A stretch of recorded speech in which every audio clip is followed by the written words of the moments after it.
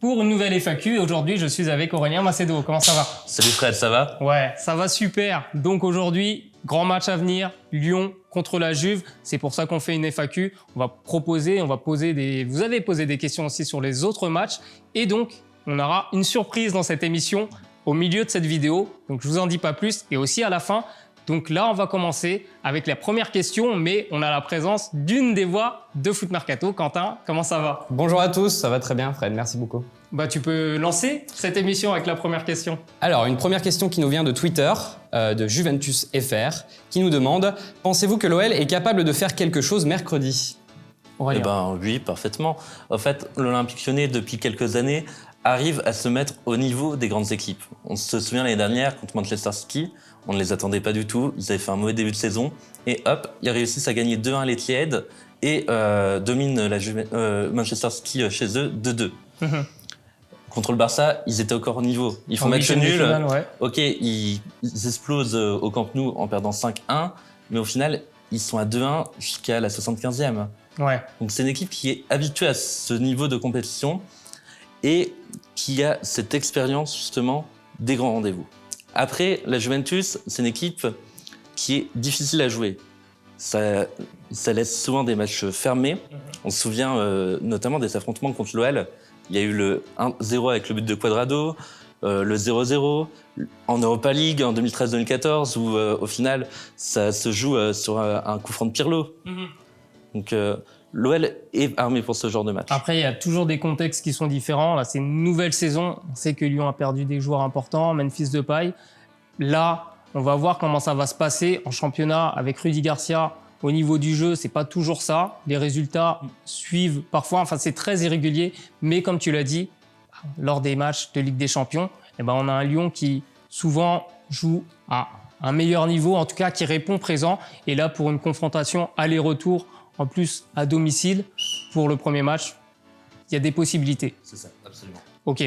Non, pas besoin de faire une prolongation. Non. Allez, on enchaîne avec la prochaine question. Deuxième question, Younes qui nous demande « Quelles sont les failles de la Juventus ?» Alors la Juventus cette saison n'a pas énormément de failles, mais n'est pas rassurée par son jeu.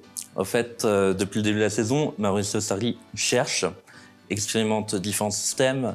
Alors le 4-4 de Los Angeles commence à prendre place depuis quelques semaines. C'est un peu mieux, honnêtement, mais dans le jeu, ça reste encore assez approximatif. Cela repose souvent sur les buts de Ronaldo, Dybala, et assez rassurant. En fait, oui, les failles de la Juve, je ne sais pas si on peut parler de failles, mais au niveau du jeu, c'est pas flamboyant. Par contre, moi, j'aimerais quand même souligner que derrière, c'est pas encore très stable. Parce qu'on a vu Chiellini là, qui revient tout juste de blessure. Normalement, la charnière c'est Chiellini, Bonucci. On ne sait pas si Chiellini a peu de chance. Ouais, ça sera compliqué là, contre. À peine la compétition. On sera pas mettre de Ligue des Champions directement. Je pense que ça sera De Ligt et Bonucci. Et De Ligt n'a pas été. C'est ça le problème, c'est que De Ligt est capable de faire une très bonne performance, comme faire une erreur assez bête derrière. Il est assez régulier encore, mais c'est un peu mieux quand même par rapport au début de saison qui était compliqué pour lui. On l'a vu ce week-end, Rougani qui fait une faute qui était évitable, un penalty. Donc là, à ce niveau-là, il faut peut-être miser sur peut-être une erreur des défenseurs centraux, cette défense qui n'est pas encore en place. Donc là, il y a peut-être un petit truc à jouer et surtout Dembélé qui peut justement les embêter aussi. Oui, absolument. Dembélé a les moyens de les embêter, même si en Ligue des Champions, il a encore un peu de mal actuellement. J'aimerais bien aussi souligner le fait que la Juve a du mal... Petite prolongation. Oui, petite prolongation. Que la Juventus a du mal contre les blocs bas. Au niveau de la construction et dans le dernier tiers et justement l'efficacité, ça repose souvent sur des exploits individuels et collectivement, ils n'arrivent pas à se rapprocher suffisamment du but pour mettre en danger l'équipe adverse. Ouais. Ça reste encore assez approximatif pour moi. Donc, clairement, Lyon a quand même des chances de les embêter. Allez, question suivante. Alors, troisième question de Hugo, qui est visiblement très optimiste pour l'Olympique Lyonnais, nous demande quel dispositif doit être mis en place pour Lyon pour espérer prendre moins de 3 buts. Alors, on a vu contre Metz, Rudy Garcia a opté pour un 3-4-3. Alors, cela s'explique par deux choses. Tout d'abord, Léo Dubois était de retour d'une longue blessure. Du coup, il a eu plus de liberté et a pu se projeter davantage. Et il y a eu la recrue Bruno Guimaraes qui est arrivé du Brésil et du tournoi de qualification olympique et qui justement faisait son grand début en tant que titulaire. Et justement, l'idée c'était de mettre dans de bonnes conditions des joueurs qui venaient d'arriver, qui n'avaient pas de continuité. Donc toi, tu penses que le 3-4-3, c'est plus pour protéger certains joueurs C'est ça. plutôt que d'une vraie réflexion tactique? Il y a également une chose très importante. À Lyon, les joueurs de côté ont extrêmement déçu depuis le début de la saison. C'était déjà le cas l'année dernière, c'est encore plus frappant cette année. Traoré a du mal, Terrier a du mal, Cornet, il va mieux quand il est repassé un peu plus bas justement, parce que son déchet dans les derniers mètres se fait moins ressentir et sa qualité de centre est plutôt intéressante. Justement, ce système en 3-4-3 pourrait lui permettre à Maxwell Cornet d'apporter offensivement tout en sécurisant derrière avec par exemple Marsal ou Anderson s'il l'utilise. Ouais, alors moi je vais juste rebondir aussi sur la question. Je pense que le 3-4-3 c'est aussi une manière pour Rudy Garcia de passer en phase défensive en 5-4-1. C'est un des avantages du 3-4-3, c'est qu'il est modulable. Petite prolongation, messieurs, qu'il est modulable. Donc dans une configuration où Lyon va se dire, je pense que Lyon va essayer de ne pas perdre ce premier match, plus que d'essayer de le gagner. Ça, c'est un avis personnel. Je pense qu'ils vont essayer de ne pas le perdre et de ne pas prendre beaucoup de buts pour pouvoir justement jouer son va-tout au match retour. Donc, je vois bien une formation en 3-4-3 sur ce match et en 5-4-1 en phase défensive. Mais ça, on verra comment ça se passe. Et puis en Ligue des Champions, Lyon est plutôt solide à domicile. Bon, on l'a vu l'année dernière contre le Barça, ça fait 0-0. Bon, peut-être que ça fera la même chose. On enchaîne.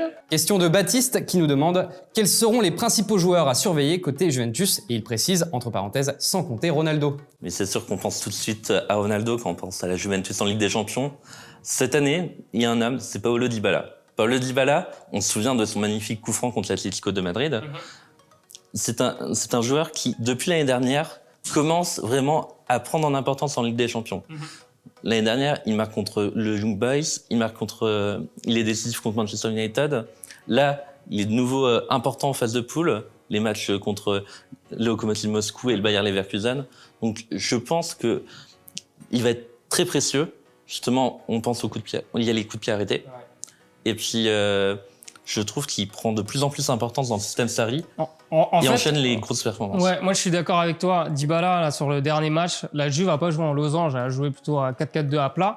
Et on voyait Dybala qui dézonnait, qui venait chercher les ballons, qui venait apporter une supériorité numérique conséquente au milieu de terrain. Et Dybala, il n'est pas toujours titulaire cette saison, mais à chaque fois qu'il joue, il apporte quelque chose. De par sa qualité technique, coup de pied arrêté, on sait que voilà, c'est un très bon frappeur. Et pareil, sur le jeu, il peut apporter aussi, il peut dézonner, il apporte vraiment des choses. Et Cuadrado aussi, qui reste sur un très très bon match. Cuadrado et Alexandro sur les côtés, ils s'apportent vraiment offensivement. Deux latéraux qui, justement, se projettent. Et c'est important, Ligue des Champions, le Real a dominé avec Carvajal et Marcelo. Ouais. Liverpool avec Robertson et Trent Alexander-Arnold. Et tu parlais des failles de l'OL sur les côtés. Ben là, la Juve peut aussi exploiter ces failles avec des joueurs comme ça. Très bon en plus. On enchaîne avec le jeu concours. C'était la surprise cette vidéo. La première surprise. Nous vous faisons gagner avec la boutique foot.fr les maillots de la Juve, floqué Ronaldo, et le maillot de Lyon. Ouais. Il n'y a pas de flocage celui-là, ouais. Mais en tout cas, on vous fait gagner ces maillots. Pour tenter de les remporter, ces maillots, vous devez mettre dans les commentaires votre pronostic du match. Si c'est le bon pronostic, eh ben, vous allez pouvoir peut-être remporter ce maillot. Donc n'oubliez pas dans le commentaire, mettez le bon score, le bon pronostic, mettez aussi quelle équipe, quel maillot vous souhaitez gagner, Juve ou OL, et mettez également votre compte Instagram ou Twitter pour qu'on puisse vous contacter si vous gagnez. Voilà, on va remettre le maillot proprement et on va enchaîner sur les prochaines questions. Donc là, on va sortir de Lyon-Juve, on va passer à un autre match qui est Real Madrid-Man City. Quel effectif et composition, selon vous, sera la plus adaptée pour gérer un Manchester City qui semble en forme malgré la sanction sur le club? On le rappelle, 2 ans de sanction pour Manchester City. Suspension de Coupe européenne. Mais pour répondre à la question du coup de Swale, comment tu vois toi le Real jouer? Quel compo? Qui pour remplacer du coup Eden Hazard qui s'est fait encore une grosse blessure à la cheville? Le Real Madrid a joué sans Eden Hazard pendant un long moment. Après le match contre le PSG, il a eu sa blessure et du coup le Real a joué 2 mois avec deux systèmes. On pense au 4-3-3 avec Vinicius et Rodrigo qui peuvent apporter de l'explosivité, de la percussion sur les côtés. Mais il y a également le 4-5-1 avec 5 milieux de terrain, Isco, Modric, Kroos, Valverde, Casemiro, qui te permet d'avoir le contrôle du jeu. Donc, tout dépendra de l'approche de Zidane. Si il veut prendre le jeu à son compte, il peut utiliser ce 4-5-1, mais il y a moyen qu'il utilise le 4-3-3 justement pour laisser un petit peu le jeu à City qui aime bien justement contrôler et juste pour être rebondir, foudroyant dans le dos de la défense. Petite prolongation, c'est peut-être pas une mauvaise chose. La blessure d'Eden Hazard pour le joueur, effectivement, c'est une mauvaise chose. Mais le Real avait su trouver un rythme sans Eden Hazard. Et en plus, quand Hazard et Bale ne jouent pas, le Real défend un peu mieux parce qu'ils ont plus de travailleurs. Et ça compte. Et puis le Real Madrid n'a pas vraiment trouvé d'automatisme pour le moment avec Eden Hazard. C'est vrai. Donc le joueur est très bon, ça il n'y a pas de doute là-dessus, mais le Real Madrid ne sait pas encore totalement jouer avec Eden Hazard. Ouais. On va passer à la question suivante. C'est un débat intéressant en tout cas. Donc là, on va passer à un autre match. Donc... C'était la grosse info de la semaine dernière. Martin Braithwaite a signé au Barça. Solo nous demande que pensez-vous de son arrivée et aura-t-il un impact sur le 8e de finale face à Naples? Alors, sur le 8e de finale face à Naples, ça va être compliqué parce qu'au fait, Martin Braithwaite est arrivé tard, donc il n'était pas inscrit dans la liste en Ligue des Champions. Il pourra jouer que la Liga. Mais c'est un mal pour un bien au final, parce qu'il va apporter en Liga en profondeur de banc. Il va permettre à Griezmann de souffler un petit peu, mais c'est un peu moins parce qu'il essaye de jouer tous les matchs. Mais ça va justement permettre de faire tourner en Liga et d'avoir une solution différente dans l'axe éventuellement, où là, la blessure de Suarez a fait du mal. En fait, c'est exactement ça. Braithwaite, on en a beaucoup parlé de son arrivée au Barça. C'est un joker médical. Le mec est là pour faire souffler les attaquants qui sont disponibles. Là, aujourd'hui, Griezmann est le seul qui peut jouer avançant dans l'équipe avant son arrivée, l'arrivée de Braithwaite. Et en plus, Braithwaite, c'est pas un mauvais joueur de foot. Il a peut-être pas le statut, le niveau Barça, mais en tout cas, ça reste un bon joueur de complément qui peut justement faire souffler. C'est un joueur qui a l'habitude d'élever son niveau. On se souvient avec l'équipe du Danemark, il est souvent bon en compète ou en qualif. Et il y avait son duo à Toulouse avec Ben Yedder. Il est habitué à des systèmes à deux. Là, il y a le 4-4 de Losange qui commence à prendre place au Barça. Donc, ça peut être utile dans la Liga pour la course au titre en Liga. Et on l'a vu. Il est rentré en jeu, il a été décisif. Une petite passe. Une passe D. Voilà, une passe D. Donc, on va voir ce que ça va donner. En tout cas, intéressant pour moi. Ouais, c'est clair. Grégoire nous demande, Naples peut-il sortir le Barça selon vous? Ça me semble très compliqué à l'instant T. Alors, c'est un petit peu mieux depuis que Gennaro Gattuso a pris l'équipe. Il a eu du mal au début. Il fallait changer de système et d'homme. Le passage en 4-3-3 m'a l'air assez utile. Il apporte beaucoup plus de sécurité. Naples apprend à souffrir, à mieux défendre, donc ça sera pas de mal. C'est pas le Naples de Sarri, quoi. Enfin, non, c'est pas une équipe qui viendra pour jouer. Au contraire, c'est une équipe qui essaiera d'exploiter les contres avec une transition rapide. Et on parle de Naples, mais Naples a gardé des bons joueurs. C'est ça. Et contre l'Inter Milan, par exemple, en Coppa Italia, en demi-finale aller, ils ont souffert tout le match, mais ils ont su faire le dos rond.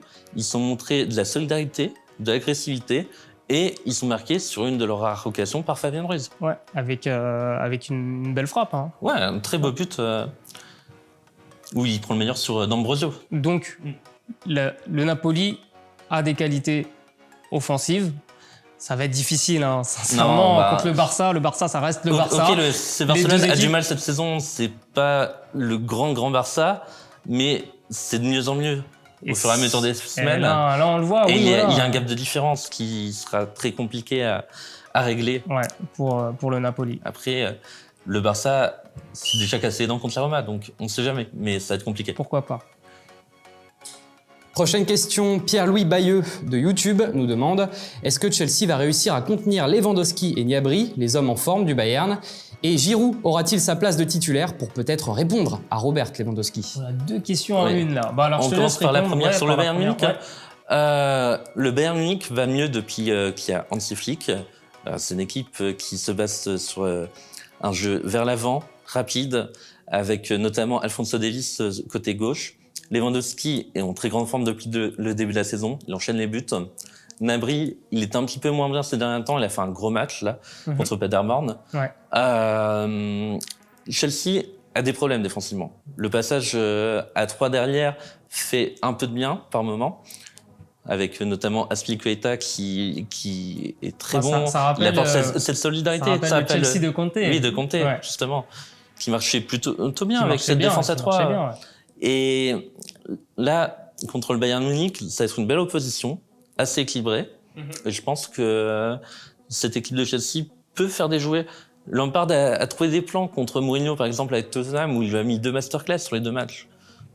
Il est souvent très bon dans les grands matchs. Contre des grosses équipes. Contre des grandes équipes, je me fais pas trop de soucis. Et pour répondre à la question sur Olivier Giroud, là, après sa performance contre Tottenham, le fait que Tammy Abraham revient de blessure, n'a pas encore forcément 90 minutes dans les jambes, je pense que la performance de Giroud a fait qu'il est passé 2e dans la hiérarchie des attaquants. Et donc, vu qu'on a un Abraham qui n'est pas en forme, moi, je vois Giroud titulaire pour ce match. En tout cas, le match aller. Et comme tu disais aussi tout à l'heure, le Bayern, ça ne se résume pas à Gnabry et Lewandowski. Il y a toute une équipe qui tourne en ce moment. Avec Thiago Alcantara notamment aussi. Ouais, c'est vrai. Allez, on passe aux arrêts de jeu. On va essayer de répondre en 2 phrases. 2 phrases max. Essaie de répondre en 2 phrases. Pas 3 max. 2 On va voir. Ok. Tu fais comme tu peux. Ça marche.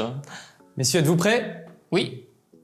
C'est parti, première question. Selon vous, est-ce qu'il est temps de titulariser Luka Jovic en le mettant en pointe, au Real Madrid donc, Benzema sur l'aile, vu que Hazard est blessé? Non. Pour moi, ça n'a pas de sens. Ça n'a pas de sens, oui. Voilà. L'équipe a bien marché avec Benzema, autant le mettre dans les meilleures dispositions. Non, mais c'est surtout qu'au Real, il y a d'autres solutions, quoi. Allez. Pour le choc Lyon-Juve, quel Lyonnais peut surnager selon vous? Il y en a un qui vient en évidence, Oussama Aouar. Meilleur sur la phase de poule avec Memphis Depay. Pareil. Moi, je suis aussi curieux de voir Dembélé sur un match comme ça. On va voir. Rudy Garcia va-t-il être limogé s'il perd contre la Juve? Pas après ce match, je pense pas. C'est du bonus. Bah oui, sur le papier, il va être jugé sur la saison en Ligue 1. Voilà. Pour le Barça, quelle tactique pensez-vous que va utiliser Quique Sétienne? Je dirais le 4-4 de Losange, il n'y a pas suffisamment d'ailier à sa disposition pour moi. Possible. Ouais, je te rejoins. Je trouve que ce système prend de l'importance. Ok. Est-ce que Manchester City a des chances de remporter la Ligue des Champions selon vous? Je n'y crois pas. C'est une équipe qui a du mal à gérer les temps faibles. Ok, moi j'y crois.